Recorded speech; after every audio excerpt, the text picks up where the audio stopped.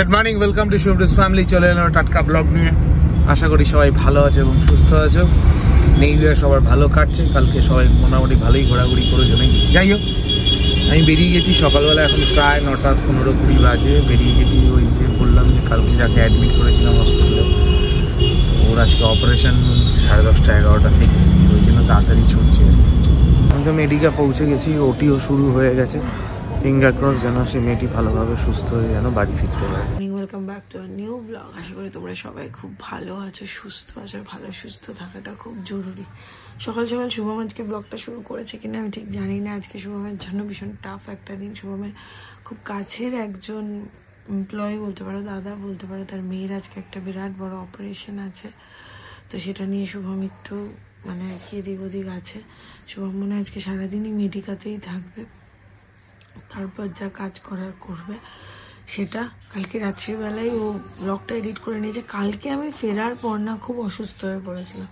ফিরেছি তখন থেকে মাথা যন্ত্রণা। বাড়িতে এসে জল টল খেয়েছি, তারপরে হঠাৎ করে বমি হলো। বমি হওয়ার পরে পুরো মাথাটা যেন আরও যন্ত্রণাটা বেড়ে গেল, পুরো গ্যাস হয়ে গেছিলো।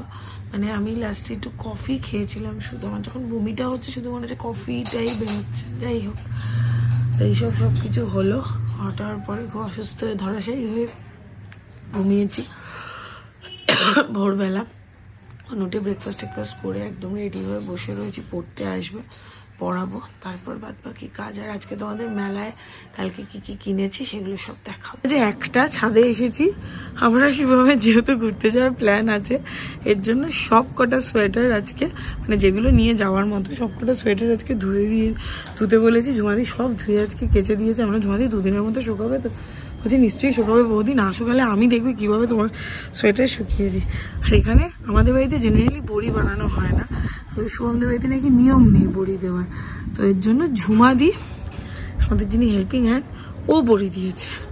আমাদের কোনো ব্যাপার না, ও বড়ি দিয়েছে। তো সেটা কালকে প্রচুর আচার কেনা হয়েছে। এই হলো মেলার জিনিস, তোমাদেরকে দেখানো শুরু করলাম। প্রথম হলো এই যে ঝুমাদির হাতে বানানো বড়ি। এখানে হলো 6 রকমের আচার। এটা হলো কুল, এটা হলো রসুন, এটা লঙ্কা। এটার একটা ঘটনা ঘটেছে কালকে বলছি। এটা হলো আম, এটা হলো এটা কি, এটা মানে মিক্সড কি না, এটা চালতা। আর এটা হলো আমশি। মেলায় আচারের দোকানগুলোই জানো, ওরা সবাই টেস্ট করায়। তো কালকে টেস্ট করাচ্ছে মা লাস্টে লঙ্কার আচারটা নিয়েছে। মা আমাদের সবাইকে সাহায্যে একটু খা। এবার আমরা কেউ খাইনি। কাঁচা লঙ্কার যে আচারটা হয়, যেটা দেখবে কচুরির দোকানে শর্মা টর্মাতে দেয়, আমি জানি না, আমরা কেউ খাবো না। মা ওটা খেয়ে তো মার হয়ে গেছে একদম। তারপরে মাকে ওরা আরেকটা মিষ্টি আচার দিল, সেটা খেয়েও মার কিছু কমলো না। তারপরে মা জল টল খেয়ে দিয়ে তারপরে আমরা এই ক্যাফেটাতে গেছিলাম। এত রোদ না, ওদিকে তাকাতে পারছি না, একদম প্রচন্ড রোদ। যাই হোক, এদিকটা একটু ছাওয়া আছে, ছাদে হাওয়াও আছে, বাট রোদটা বেশ ভালোও লাগছে। সোনাইকে বললাম, সোনাই একটু ছাদে এসে ঘুরে যা, ওর এত ঠান্ডা লাগে। এলো না ছাদে। এই হোক, এই আজকে সকালের মতো পড়ানো শেষ, খাবো দাবো, আর দুপুরবেলা একটু টেনে ঘুমোবো। আর ওই অপারেশন খুব ভালোভাবে হয়ে গেছে। যাক বাবা, মেয়েটা তাড়াতাড়ি সুস্থ হয়ে যাক। আর হলো বিকেলবেলা পড়ানো আছে, তারপর যা করবো।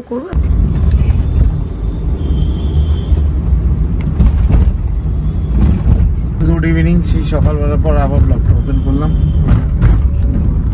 অপারেশন ঠিকঠাক মতো হয়ে গেছে, কোনো অসুবিধার কিছু নেই। এখন শুধু হচ্ছে অবজারভেশনে রাখবে আজকে দিনটা, রেখে কালকে ডিসচার্জ করে দেবে। তো ঘুম পাচ্ছে, কালকে ঘুম হয়নি। আজকে অনেকবার সকালে উঠে বেরিয়ে যেতে হয়েছে এই কাজের জন্যে। আপাতত আজকে একটু তাড়াতাড়ি বাড়ি গিয়ে ঘুমাবো অ্যাটলিস্ট। আজকে প্রচন্ড ঠান্ডা, তাই আজকে বিকেলবেলা, আজকে দুপুরবেলাটা আমি প্রচন্ড ঘুমিয়েছি।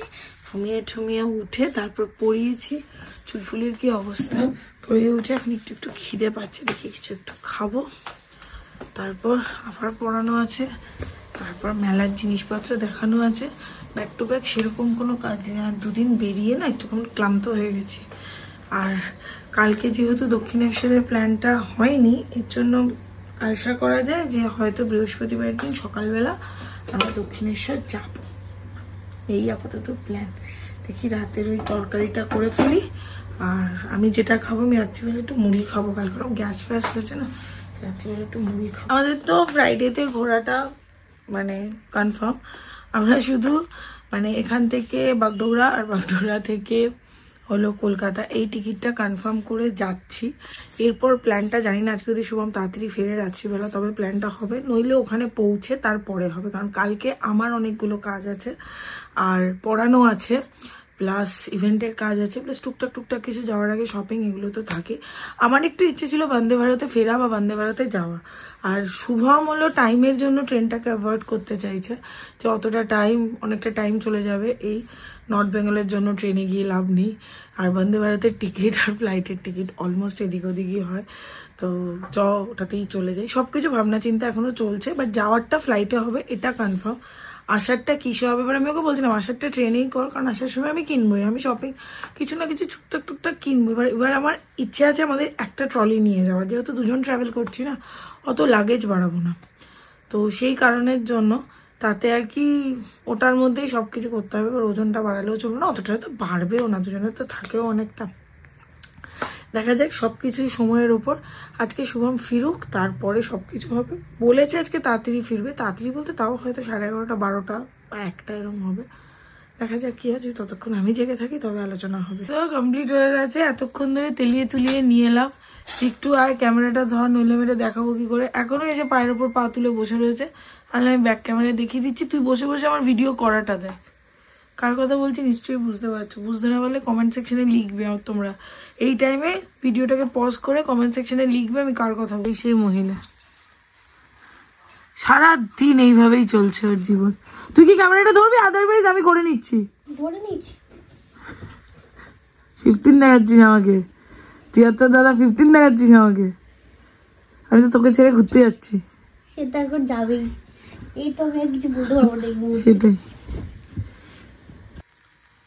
বলেছিলাম, আজকে সব মেলার জিনিসগুলো দেখাবো। এগুলো হলো, এটা আমরা ফার্স্ট কিনেছিলাম না মেলাতে, না এটা ফার্স্ট কিনিনি, ফার্স্ট অন্য একটা কিছু কিনেছিলাম, যাক মনে পড়ছে না কে কিনেছি। এটা হলো ড্রিম ক্যাচার, তোমরা সবাই জানো, এটা মেলা থেকে কিনেছি। এগুলোর দাম কত নিয়েছে? 300 টাকা। 300 না 200 টাকা? 200 টাকা, 300 টাকা না। এবার এটা আমাদের বাড়িতে একটা পিলার আছে, পিলারটার মধ্যে লাগানো হবে, তার আগে হুক লাগাতে হবে, তারপর লাগানো হবে, কবে হবে জানি না, তার আগে ছবি তুলে পোস্ট করে দেওয়া হলো। এরপর হলো এই ঘড়িটার এটা সব থেকে ভালো একটা ব্যাপার আছে, হলো এই যে এখানে যে ঘড়ির পোর্শনটা না, ওটাকে চাপ দিলে খোলা যায়। এখন চাপ দিলে যদি আর লাগাতে না পারি তাই আমি আর খুললাম না। এটাকে চেঞ্জ করা যায়, মানে কোনো ঘড়ির দোকানে নিয়ে গিয়ে এর সাইজের ঘড়ি তোমরা আবার ইউজ করতে পারবে। হয়তো এই কালারটা ভালো লাগছে না, অন্য একটা কালার। আর এটাও আমাদের ড্রয়িং রুমের জন্যই কেনা হয়েছে। তারপরে এবার যেদিন এটা টাঙানো হবে, সামনে অকেশন আছে, যেদিন টাঙানো হবে তখন বোঝা যাবে। এটার দাম কত নিয়েছে শুনে? 1600 না, এটার দাম নিয়েছে 1600। তার আগে দিদি এটা পরে বসে থাকবে, হাতে পরো রিস্ট ওয়াচের মতোই তো। না আমার ভালো লাগে না। ঠিক আছে দেখো, এটা সত্যি খুব সুন্দর, উডেন, বেশ টেকসইও ব্যাপারটা, আর ইন ফিউচারও বাড়ির ইন্টেরিয়র এটা কাজে লাগবে। এরপর হলো এই যে 10 টাকা করে এই চামচগুলো কিনেছি, মা বললো নুন হলুদ চিনি এগুলো নেওয়ার জন্য লাগবে। নিউ ইয়ার আসবে আর ক্যালেন্ডার কিনবো না, আমার ক্যালেন্ডার আসবে না বাড়িতে, বাট এখন ক্যালেন্ডার খুব কম আসে। একটা এসেছে, বাবাকে একজন দিয়েছে, আমাদের একজন LIC এজেন্ট, উনি দিয়েছে। কাকু একটা ক্যালেন্ডার অনেকদিন আগে এসেছিল, ওটার কোনো খোঁজ নেই, ক্যালেন্ডারও খুঁজে পাওয়া যায় না আমাদের বাড়িতে। আর এটা হলো কালকে সোনাই কিনেছে, কত নিয়েছে এটা? 80 টাকা। এটা 80 টাকা নিয়েছে। এটা হলো এরকম করে একটা একটা করে পেজ খুলে দিতে হবে, আবার পড়াশোনায় বলছে পরের বছর, আমি পরের বছর আবার এরকম একটা বানিয়ে এনে এখানে সাপটে দিবি, আবার হয়ে যাবে। সুন্দর না দেখতে? সুন্দর দেখতে। এই জিনিসগুলোই ভালো, এইসব মেলাগুলোতে এই জিনিসগুলোই ভালো লাগে। হয়তো দেখতে খুবই মানে একটা এরকম সামান্য একটা ব্যাপার, এটা 80 টাকা দিয়ে কেনা, বাট ভালো। মানুষের হাতের কাজের দাম দেওয়া উচিত। এই ভিডিওটা করার আগে একটা ঝামেলা হলো, আমি এটা দেখে কিনেছি, ও এটার থেকে ভেতরে সব কাপড় চোপড় বার করে নিজে পরে টরে দেখে নিয়েছে। এটা আমার, আমি সামনে ঘুরতে যাচ্ছি, এটা নিয়ে যাবো, তারপরে দিয়ে আসলে পর ইউজ করবি। ও বাকি বাড়িতে তো থাকবো, তো বেটার মিলিয়ে ঝুলিয়ে ইউজ করা। আমি শুধু ভাবি সোনার যখন বিয়ে হয়ে যাবে আমার আর সোনার জিনিসপত্রের ভাগ বাটোরা হবে, তখন এনে এটা তোর লিপস্টিক, এনে এটা আমার, খারাপ লাগবে আমার। যাই হোক, তখন আর ভাগ বাটোয়ারা করতে হবে না, ওর জন্য প্রচুর নতুন নতুন কসমেটিক্স কেনা হবে, ওটা যাবে, এখানে আসলে তো সাজতে হবে, তখন এটা দিয়ে সাজবে। যাই হোক, এই দুটো ব্যাগ কিনেছি, দুটো স্লিং ব্যাগ, এটা একটা আমি কিনিনি, এটা সোনাই কিনেছে আমার জন্য একটা, ওর জন্য একটা। Thank you so much. তো এটা কত করে নিয়েছে? 150 টাকা করে না? এটা 150 টাকা করে, ভালো। এই যে আমাদের যে চাবি হ্যাঙ্গিং যে এটা হুকটা, ওটা খুলে গেছে, তাও সোনাই কালকে রাত্রিবেলা এটা লাগানোর চেষ্টা করেছিল, বললাম বাড়িতে হুক ফুক অনেক কিছু লাগাতে হবে, তারপরে এটা লাগানো যাবে। এটার আরেকটা ভালো জিনিস কি বলতো, এখানে কিছু রাখা যাবে, আর ভালোভাবে যদি হার্ডভাবে এটা রাখা যায়, এখানে পাশেই আমাদের প্লাগ পয়েন্ট আছে, ফোন চার্জ দেওয়া যাবে, এখানটা আমাদের ফোনটা ঢুকিয়ে। এই যে এটার নিচের ওটা ফুটো আছে, এটার ভেতর দিয়ে ওই চার্জারগুলো ঢোকানো যাবে। হ্যাঁ, চার্জারগুলো ঢোকানো যাবে বললেই আমি দেখিয়ে দিতাম, নিজে নিয়ে দেখানোর কি আছে, ও কিনেছে না। 4টে ব্যাগ আমার জন্য, একটাও না। এটা হলো আমার শাশুড়ি মায়ের জন্য, এটা হলো আমার মাসি শাশুড়ি মায়ের জন্য, এটা হলো আমার মায়ের জন্য, আর এটা হলো আমার এক কাকিমার জন্য, মানে শুভদীপকে যে দেখো ওর মায়ের জন্য।